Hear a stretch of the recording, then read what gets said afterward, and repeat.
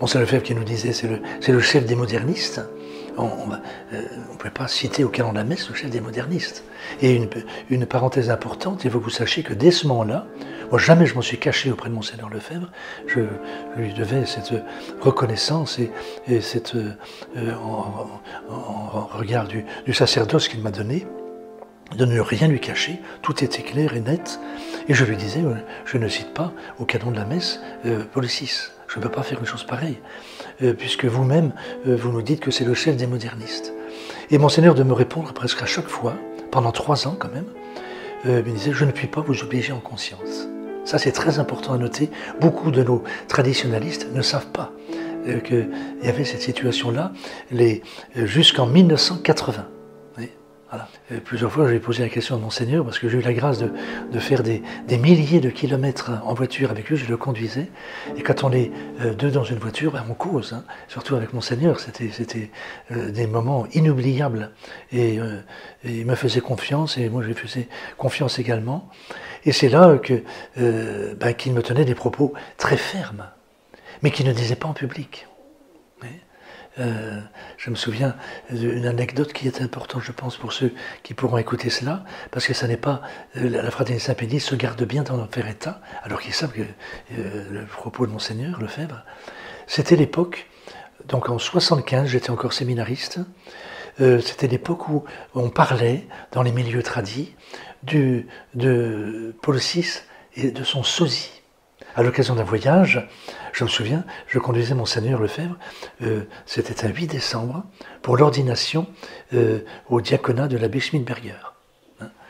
Et je lui dis, Monseigneur, mais qu'est-ce que c'est que cette histoire de sosie de Paul VI? Monseigneur me répond, indigné, pas contre moi, mais contre ceux qui racontaient ces calembredaines. Il n'y a pas de sosie de Paul VI. Paul VI est le responsable des maux dont nous souffrons aujourd'hui dans l'Église. Il a œuvré à la destruction du Saint-Sacrifice de la messe. D'ailleurs, il n'est pas pape, sikh. Ça, c'est des propos que je ne veux pas oublier. J'ai encore une intonation de la voix de Monseigneur dans la tête. C'était considérable. D'ailleurs, il n'est pas pape. Oui. Et j'étais en plein accord avec lui, bien sûr. Hein, ça va de soi. Et tout heureux de l'entendre dire ce propos vraiment clair, net, carré, il n'y avait plus à discuter. Et au retour à Écoune, j'en ai parlé à mes confrères. Un bon nombre opinaient du bonnet. Ils étaient tout à fait d'accord. Hein, et se réjouissaient de savoir que Monseigneur Lefebvre avait quelque peu évolué dans ses propos concernant Paul VI. Mais c'était l'époque où il en parlait publiquement, à l'occasion de réunions, de l'association Saint-Pie V, que sais-je. Mais il ne tenait pas ce propos-là. Il disait... Peut-être Paul VI, un jour on apprendra qu'il est franc-maçon et tout. Il y a beaucoup de choses, de points d'interrogation que l'on peut lever. Voilà. Mais il ne parlait pas. D'ailleurs, il n'est pas pape. Et ça, il ne le redisait pas. Et je lui ai demandé en voiture, on était tous les deux, Monseigneur, mais pourquoi ne parlez-vous pas publiquement des propos que vous m'avez tenus concernant donc, Paul VI, qui n'est pas pape? Ah, comprenez, c'est délicat, je ne peux pas en parler publiquement, beaucoup de gens ne sont pas prêts à entendre cette vérité, ils seraient choqués, alors je préfère l'éviter. Voilà.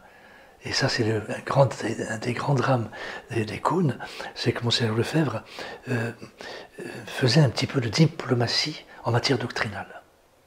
Voilà. Ceci explique cela et bien d'autres problèmes. Et ça ajoute à la confusion quant à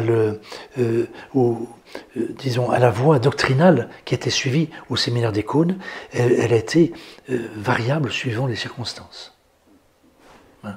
Pendant presque 3 ans, il acceptait, il tolérait notre attitude, disant « je ne peux pas vous obliger en conscience ». Mais il s'avère que, à partir de janvier 80, Monseigneur Lefebvre espérait obtenir une reconnaissance canonique de sa fraternité Saint-Pédis auprès de Jean-Paul II.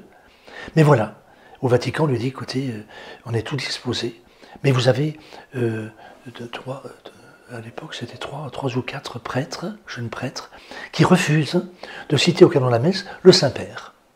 Et ça c'est impossible, ça ne peut pas durer comme ça. Tant qu'il y a cet obstacle, vous ne pourrez pas donc recevoir la reconnaissance canonique de la fraternité Saint-Pédis. Et Monseigneur Lefebvre à céder à cette forme de chantage, hein, c'est du chantage, ou c'est combinationné avec le Vatican. Et donc, il nous a fait venir pour nous mettre devant la situation. Voilà, donc si vous citez Jean-Paul II, vous restez dans la Fraternité Saint-Pédis, vous continuez votre ministère comme avant. Sinon, si vous refusez, vous quittez, vous êtes renvoyé. Ça c'est dur, hein, je peux vous dire. Hein. Mais après, ça fait quand même plus de 40 ans de ça, ça fait 42 ans exactement, c'était l'anniversaire hier, à la Saint-François de Sales. Je ne regrette rien. Bien au contraire, quand je vois la situation actuelle de la Fraternité Saint-Pédis, où ça va, il y a eu à Dia, il y a des courants de pensée très différents, des situations intenables, insupportables, des confrères de la Fraternité Saint-Pédis qui m'ont bien connu au séminaire, qui viennent me visiter à Nantes en cachette, et qui me disent leur désarroi, leur confusion, et combien, et qui approuvent même l'attitude que j'ai eue, qui a été douloureuse, mais qui était tout simplement le témoignage de la foi.